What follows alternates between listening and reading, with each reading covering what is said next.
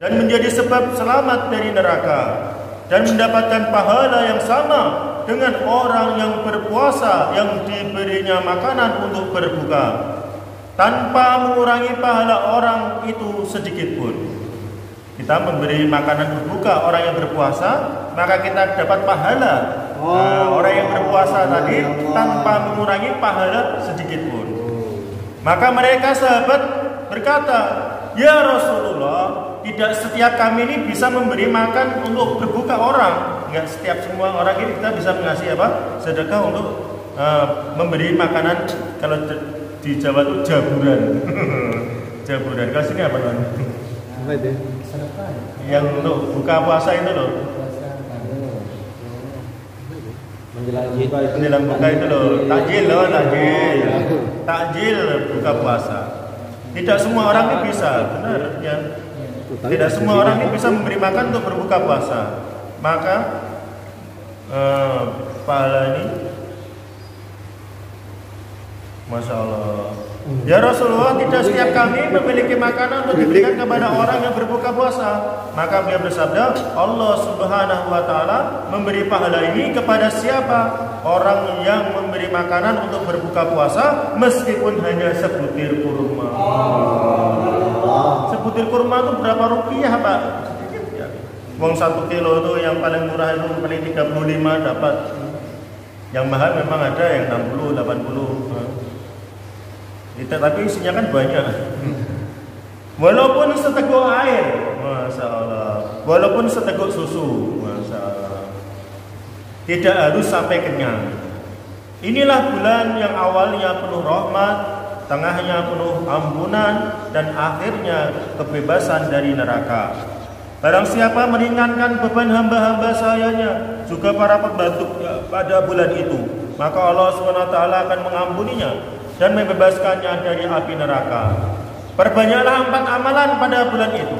2 amalan yang meridhokan Tuhanmu dan 2 lainnya pasti memerlukannya.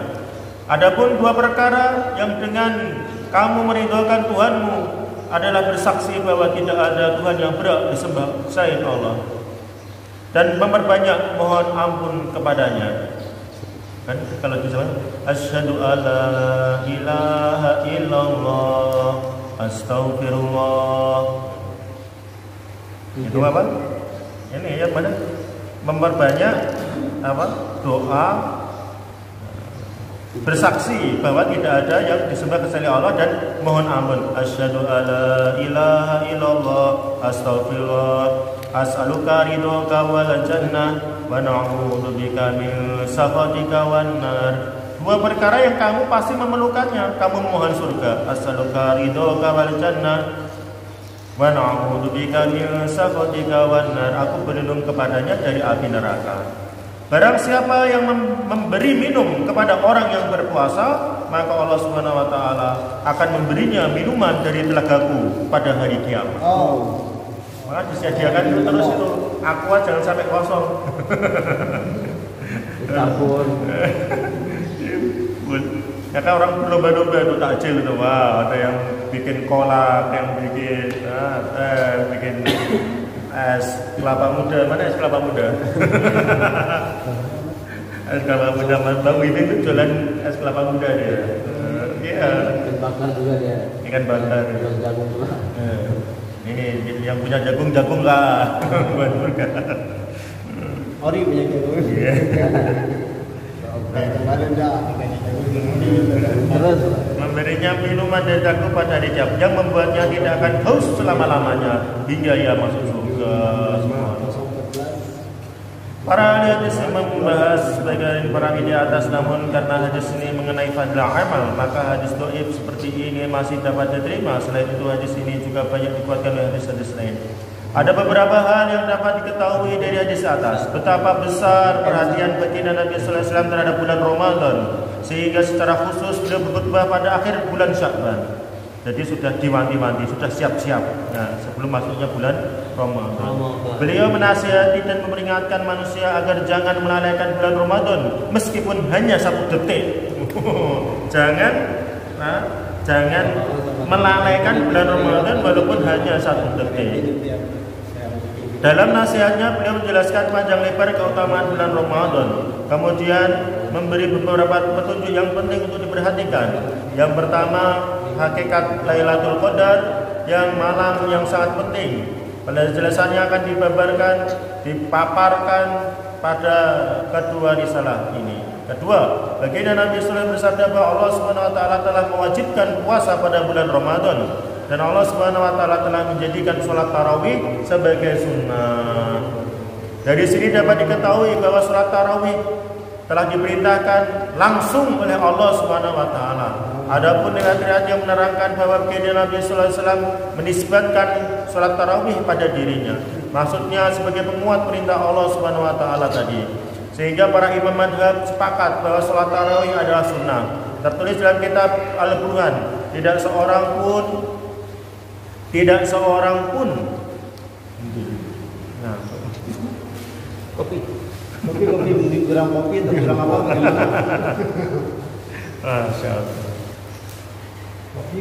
Tidak seorang pun di antara kaum muslimin yang menolak kesepakatan itu kecuali kaum Rawafid, kaum Syiah. Maulana Syekh Abdul Haq Muhaddits Dahlawi rahmatullahi alaih dalam kitab Matabata Bisunnah telah menulis dari beberapa kitab fikih bahwa jika suatu masyarakat kota meninggalkan sholat tarawih maka pemerintahnya berhak memeranginya. Ini malah pemerintah kita yang suruh nggak boleh sholat tarawih, gimana kebalikan ini? Kalau ada satu kota kampung nggak sholat tarawih, pemerintah yang memerangi suruh sholat tarawih. Polisi ya. Iya. Nggak tahu diri kemarin polisi yang mengeluarkan. Cuman kampung kami nggak tahu ya. Sama Yang dia. Orang-orang berpendapat bahwa dengan hanya mendengarkan bacaan Al-Quran satu khataman di masjid selama 8 atau 10 hari itu telah mencukupi. Kemudian mereka meninggalkan salat tarawih di malam-malam berikutnya. Masalahnya perlu direnungi kembali sebab sebenarnya ada dua sunnah yang berlainan, yaitu mendengarkan dan baca Al-Quran dalam salat tarawih itu sunnah tersendiri. Salat tarawih setiap malam bulan Ramadan adalah sunnah tersendiri. Dengan demikian jelas bahwa apabila mereka mendengarkan hafalan Al-Quran hanya beberapa hari saja, kemudian mereka meninggalkan, berarti mereka mengamalkan satu sunnah dan meninggalkan sunnah yang lain. Bagi yang akan bepergian keadaan sulit untuk menunaikan salat tarawih suatu tempat, lebih baik ia mendengarkan Al-Quran satu khataman selama beberapa hari pada awal bulan Ramadan sehingga tidak mengurangi amalan Al-Quran. Jika ada kesempatan melaksanakan sholat tarawih di mana saja, hendaknya dilaksanakan. Dengan tata cara seperti ini tidak mengurangi amalan Al-Quran dan pekerjaannya pun tidak terbengkalai. Masya Allah. Jadi kalau di India, di Pakistan, Bangladesh itu semuanya sholat tarawih itu minimal, yang paling minimal itu 1 juz setiap malam. Ya, itu semua kampung, semua masjid rata-rata kayak gitu. Karena apa? Imamnya hafal Quran semua, nggak ada yang nggak berani nggak hafal Quran. Imam itu udah ada, banyak orang alimnya, banyak orang hafal Quran di setiap masjid itu ada. Kita ini masya Allah, kayak tiap ribuan, setiap tahun kan ribuan hafiz tuh di wisuda, tapi kok belum nampak itu loh, kayak di masjid-masjid kok belum ada yang sampai 1 juz, masya Allah. Kalau di Pemboro itu masya Allah ada yang, kalau sholat tarawih itu ada yang tingkatnya 1 juz, ada yang 5 juz, ada yang 10 juz, ada 15 juz, ada yang sampai selesai. Satu malam itu sholat tarawih sampai menjelang subuh mau sholat sahur itu kita nilai selesai. Kita nih ayat panjang aja beli batuk mau. Gitu kan masalah. Full itu 3 kali senang jam lah, senang. Kalau kita kan heran-heran tuh ketika mendengarkan hadis, wah masa sholat subuh dengan wudhu sholat isya bisa sholat semalam suntuk baca Quran itu akhir zaman itu udah ada. Di Temboro itu sholat tarawih 30 juz, masya Allah, yang kuat-kuat 30 juz. Amalan sahabat ya. Oh, amalan sahabat. Itu hanya itu Sampai majelis. kalau yang matanya sejuk, sholat matanya sejuk. Iya. So kita ada tuh. Belum aja sudah mulai berdiri sudah mengantuk. Setelah baginda Nabi sallallahu alaihi wasallam menjelaskan tentang puasa dan tarawih, beliau menganjurkan agar kita menunaikan ibadah fardu dan ibadah sunnah lainnya. Pahala mengamalkan satu sunnah pada bulan Ramadan sama dengan pahala wajib di luar bulan Ramadan. Pahala menunaikan satu amalan wajib pada bulan Ramadan sama pahalanya dengan 70 amalan wajib di luar bulan Ramadan. Berkenaan dengan hal ini, kita hendaknya memikirkan keadaan ibadah kita. Dalam bulan keberkahan ini hendaknya kita berpikir sejauh mana perhatian kita dalam menyempurnakan kewajiban dan menambah amalan sunnah. Perhatian kita terhadap amalan fardu saat ini adalah demikian. Kebanyakan di antara kita meneruskan tidur setelah sahur, Ya, betul. sehingga sholat subuh ketinggalan ataupun sholat sendirian. Setidak-tidaknya tertinggal sholat berjamaah. Seolah-olah itu cara kita mensyukuri nikmat makan sahur. Ya, Ibadah wajib yang sangat perlu diperhatikan malah kita qadha atau paling tidak kita kurangi. Padahal para ulama berpendapat bahwa sholat tanpa berjamaah adalah suatu kekurangan. Bahkan baginda Nabi sallallahu alaihi wasallam bersabda bahwa seolah-olah tidak sah sholat mereka yang tinggal di sekitar masjid kecuali dikerjakan di masjid. Tertulis dalam kitab Madharil Haq bahwa barang siapa sholat tidak berjamaah tanpa udzur, kewajiban sholatnya sudah terpenuhi namun tidak mendapatkan pahala sholatnya. Demikian juga dengan sholat maghrib. Biasanya ketika itu orang sedang sibuk berbuka puasa, sehingga sering banyak orang yang tertinggal rakaat pertama dan takbir pertama. Bukan hanya ketinggalan takbir pertama, sholat di rumah karena sibuk berbuka, masya Allah. Buka terus sampai iqamat Jadi sekarang apalagi buka puasa bersama di mana? Wah, saya makan baru aja. Mengenai sholat isya karena ingin mendapatkan fadilah sholat tarawih, banyak yang mengerjakan sebelum waktunya. Demikianlah amalan kita pada bulan Ramadan. Karena ingin menunaikan satu amalan wajib, kita menyia-nyiakan 3 amalan wajib lainnya. Inilah yang paling sering terjadi. Sedangkan sholat duhur, karena tidur sebelum duhur, qailullah, kita tertinggal sholat berjamaah duhur. Begitu juga dengan sholat asar, karena sibuk mempersiapkan makanan untuk berbuka, kita tertinggal sholat berjamaah asar. Itulah yang semestinya kita pikirkan, sejauh mana kita menunaikan kewajiban-kewajiban pada bulan Ramadan yang penuh berkah ini. Jika yang wajib saja begitu sulit untuk diamalkan, bagaimana yang sunnah dapat diamalkan? Sholat isyraq dan sholat duha pada bulan Ramadan sering kita tinggalkan karena tidur. Apalagi sholat awabin. Apa itu sholat awabin itu? Tahu sholat awabin? Baru dengar? Belum pernah dengar? Sholat awabin itu sholat 6 rakaat setelah sholat maghrib antara maghrib dan isya. Nah, itu pahalanya 12 tahun ibadah. Itu 6 rakaatnya 2 tapi 2 rakaat. Sholat sunnah awabin karena sibuk berbuka dan khawatir sholat tarawih yang panjang, akhirnya sholat awabin pun ditinggalkan. Itu di Mutapak itu ada sholat awabin. Waktu sholat tahajud kita habiskan untuk sahur. Betul sekali. Waktu sholat tahajud kita juga habis karena digunakan untuk sahur. Masya Allah. Memang nikmat. Pengarang kitab ini luar biasa ya. Nah, iya keadaan kita. Iya. Jangan dipantau kita aja. Baru nih kitabnya.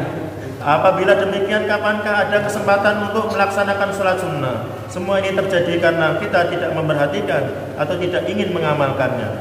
Sebuah syair berbunyi, jika tidak ada kemauan, 1000 alasan dapat kau kemukakan. Namun demikian betapa banyak Allah SWT yang cepat memanfaatkan kesempatan yang amat mulia ini. Saya melihat sendiri amalan guru saya Syekh Fadil Ahmad. Allah SWT menarik kuburnya di beberapa bulan Ramadan dalam keadaan lemah dan lanjut usia. Dia biasa membaca dan mendengarkan 1/4 juz Al-Quran dalam sholat nafil setelah maghrib. Dari maghrib sampai itu 1/4 juz. Kemudian setelah itu selama setengah jam dia makan, berbuka, menunaikan beberapa keperluan. Biasanya ia sesudah itu sholat isya dan tarawih kurang lebih selama 2 sampai 2/4 jam ketika tinggal di India dan selama 3 jam ketika tinggal di Madinah. Lalu ia tidur selama 2 atau 3 jam sesuai dengan musimnya. Kemudian yang membaca Al-Quran dalam tahajud setengah jam sebelum sholat subuh yang akan sahur. Setengah jam sebelum subuh. Nah, jadi sunnahnya ini memang mengakhirkan daripada sahur dan mempercepat berbuka. Selanjutnya sibuk membaca Al-Quran dari hingga subuh. Pada subuh yang melanjutkan amalan dengan merokok, konsentrasi zikir sampai isyraq. Setelah itu beristirahat kurang lebih 1 jam, lalu sibuk menulis kitab Fathul Majid, kitab Syarah Abu Dawud. Sesudah itu yang baca surat-surat yang dikirim kepadanya mendirikan balasannya hingga jam 12 dan ketika musim panas sampai jam 13. Kemudian yang beristirahat kembali hingga tiba waktu zuhur. Kemudian Al-Quran dari dulu membaca Al-Quran dari zuhur sampai asar. Dari asar sampai maghrib. Baca Quran dari zuhur sampai asar, terus dari asar sampai maghrib. Dia sibuk bertafsir dan setelah itu berbincang-bincang dengan tamu-tamunya. Ketika penulisan kitab Fathul Majid selesai, dia menggunakan waktu setelah isyraq untuk baca Al-Quran dan menelaah kitab Fathul Majid dan bapak-bapak. Demikianlah kegiatan tetap hariannya pada bulan Ramadan tanpa perubahan. Salah-salah sunnah tersebut adalah amalan harian yang biasa dikerjakan sepanjang tahun. Namun pada bulan Ramadan lekatnya lebih diperpanjang. Para masyayikh juga mempunyai amalan-amalan khusus pada bulan Ramadan. Jika hadirin telah sama-sama kita dengarkan keutamaan bulan Ramadan, maka kita usahakan dalam bulan Ramadan nanti, sebentar lagi kita sudah memasuki bulan Ramadan, kita usahakan waktu-waktu kita jangan sampai kita sia-siakan. Ya, waktu lihat di kemarin juga di sana di kau sudah pernah apa tapi duduk taklim sebenarnya tapi nggak sholat isyraq, mana haji dan umroh sempurna mau tinggalkan itu aja. Haji dan umroh yang sempurna ya. Nggak balik.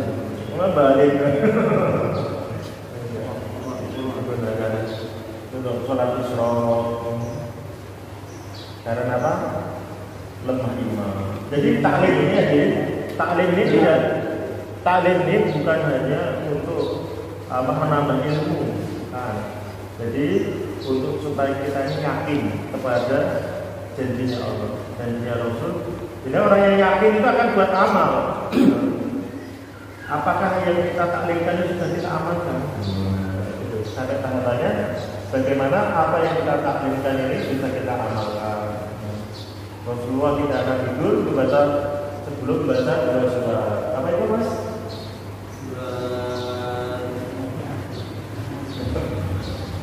Tabarakalladzii biyadihi al-mulk dan alif lam mim sajdah.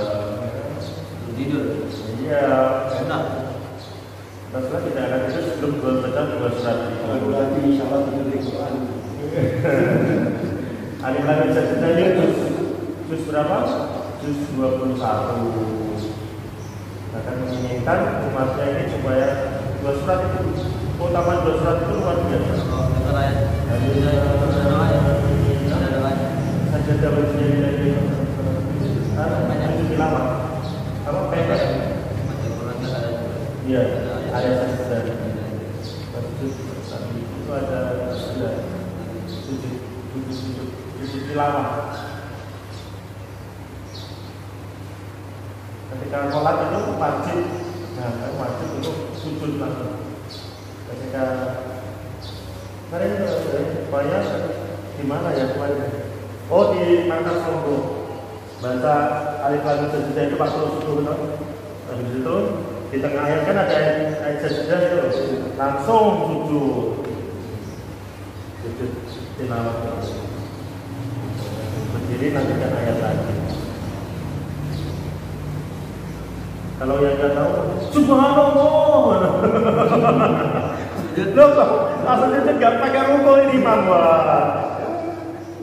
Nggak pernah ngaji kali itu. Tidak pernah. Ya, karena nggak ngaji, nggak tahu. Subhanallah kok berdiri kok. Kami saja tabarakalladzii biyadihi al-mulk. Yang mudah-mudah ini hafalin. Insyaallah hafal. Insyaallah. Insyaallah enggak apa. Itu daripada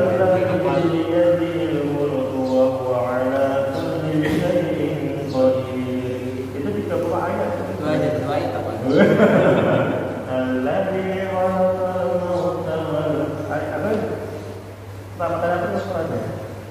Waktu 40 hari pertama ya. Mendengarkan itu pertamaannya langsung hafal itu. 40 hari akan kita hafal. Kali saling sesudah kabar Yasin. Diamalkan. Kalau kita amalkan, insya Allah akan bermanfaat.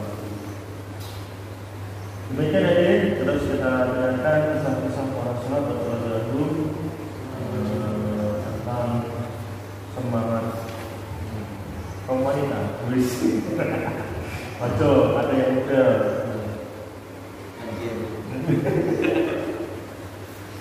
Oke, buat itu. Kisah keberanian dan kepahlawanan dan rindu mati. Kisah Sayyidina Wahab bin Qubus radhiyallahu anhu dalam perang Uhud. Sayyidina Wahab bin Qubus radhiyallahu anhu adalah seorang sahabat yang telah masuk Islam sejak permulaan. Ia tinggal di sebuah kampung sebagai penggembala kambing. Suatu hari ia dan keponakannya pergi ke Madinah sambil membawa kambing-kambingnya yang diikat dengan seutas tali. Setibanya di Madinah ia bertanya kepada orang-orang, di manakah baginda Rasulullah SAW? Lalu orang-orang memberitahu bahwa baginda Nabi SAW telah pergi ke medan Uhud. Maka ia langsung meninggalkan kambing-kambingnya di situ dan menyusul ke Uhud untuk berperang bersama baginda Nabi SAW. Tidak lama kemudian sekelompok orang kafir datang menyerang baginda Nabi SAW. Baginda Nabi SAW bersabda, barang siapa dapat menceraikan mereka, ia akan bersamaku di dalam surga. Maka Sayyidina Wahab bin Qubus radhiyallahu anhu langsung memuluskan pedangnya dan menyerang orang-orang kafir itu sehingga mereka tercerai-berai dan melarikan diri. Lalu muncul lagi serangan musuh seperti sebelumnya dan ia berhasil kembali mencerai-beraikan mereka. Kemudian terjadi lagi peperangan yang ketiga kalinya dan Sayyidina Wahab radhiyallahu anhu berhasil mencerai-beraikannya. Maka baginda Nabi sallallahu alaihi wasallam menjanjikannya dengan surga. Mendengar janji-janji itu, Sayyidina Wahab bin Qubus radhiyallahu anhu menguluskan pedangnya dan dengan penuh semangat ia merangsek ke dalam kumpulan orang-orang kafir hingga ia pukul sendiri. Sayyidina Sa'ad bin Abi Waqqas radhiyallahu anhu berkata, belum pernah aku melihat orang yang sangat berani dan hebat dalam bertempur seperti Wahab bin Qubus radhiyallahu anhu. Setelah syahid, aku melihat baginda Rasulullah SAW berdiri di dekat kepalanya dan bersabda, Allah SWT meridhoimu dan aku juga meridhoimu. Setelah itu beliau memakamkan jenazahnya dengan tangan beliau sendiri. Padahal dalam peperangan itu baginda Nabi SAW sendiri terluka. Sayyidina Umar yang berkata, aku tidak pernah demikian cemburu terhadap amal seseorang seperti cemburu terhadap amal Allah. Hatiku menginginkan aku sampai di sisi baginda dan di sisi Allah Subhanahu wa taala dengan catatan amal seperti amalan Wahab. Faedah, Sayyidina Umar radhiyallahu merasa cemburu kepada Sayyidina Wahab bin Qubus radhiyallahu karena prestasi khususnya, yaitu ia tidak mempedulikan nyawanya lagi. Padahal prestasi Sayyidina Umar radhiyallahu dan sahabat-sahabat lainnya jauh lebih tinggi daripada Sayyidina Wahab bin Qubus radhiyallahu. Ada seorang sahabat ini yang miskin, ya tidak punya apa-apa, tampangnya pun sederhana. Ya dikatakan nggak begitu ganteng lah. Katakan jelek jawab kami parah. Wahai fulan, apakah kamu sudah menikah? Wah. Iya benar. Saya belum menikah. Mana ada wanita yang mau menikah dengan saya, wahai Rasulullah? Saya ini tidak punya apa-apa, wajah saya pun biasa-biasa saja. Mana ada yang mau menikah dengan saya? Maka orang tadi di kendaraan Rasulullah, kamu datang ke rumah yang melamar Rasulullah Sallallahu Alaihi Wasallam. Maka datang kepada menemui orang tua wanita itu. Baik bapak, saya diutus oleh Rasulullah Sallallahu Alaihi Wasallam untuk melamar putri engkau. Untuk melamar putri engkau. Maka bapaknya orang tua Jerman juga tidak punya apa-apa, wajahnya pun tidak begitu ganteng, maka dengan berarti nggak ada jawaban. Seperti itu. Maka putrinya ini, masya Allah, putrinya ini, wahai bapak, mengapa kau biarkan dia pergi? Jangan melihat siapa yang datang, tapi siapa yang memerintahkan datang ke sini. Terima lamarannya. Terima lamarannya. Maka wanita itu siapa? Karena hidup taklim di rumahnya. Hidup taklim di rumah sehingga paham agama. Jadi singkat cerita, karena nggak punya mahar, maka ia dan diberi oleh sahabat-sahabat pikiran Nabi untuk uang untuk beli mahar pernikahan, beli di pasar, mau beli persiapan menikah, namun ketika itu mendengar kabar jihad, mau peperangan, maka ia nggak jadi untuk beli untuk pernikahan, untuk maharnya, untuk beli baju pengantin, itu nggak jadi, malah dibeli alat perang. Sehingga dia singkat cerita berperang hingga syahid di jalan Allah Subhanahu wa taala. Maka melihat jasadnya, maka tersenyum baginda Nabi sallallahu alaihi wasallam. Terus habis tersenyum, langsung baginda Nabi melengos. Karena wahai Rasulullah, mengapa kamu yang pertama tersenyum? Senang itu, melihat ternyata tubuh daripada sahabat tadi sedang bidadari-bidadari yang berebut untuk merebutkannya. Mengapa kamu menengos itu apa? Menoleh, karena saking rebutannya itu sehingga betisnya bidadari ini tersingkap, sehingga saya ini malu melihat betisnya bidadari. Itu semangatnya sahabat kayak gitu. Dia sama. Insya Allah. Nganten baru aja.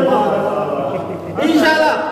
Sahabat nganten baru mau mandi junub. Udah saya mandi junub tadi. Mandi junub ada terdengar kabar perang itu, ada langsung jihad berangkat. Sahabat itu nggak paham fardu mandi junub, paham, tapi perintah jihad ini lebih diutamakan. Sehingga melihat baginda Nabi sallallahu alaihi wasallam itu sudah dimandikan oleh malaikat. Dimandikan malaikat. Insyaallah.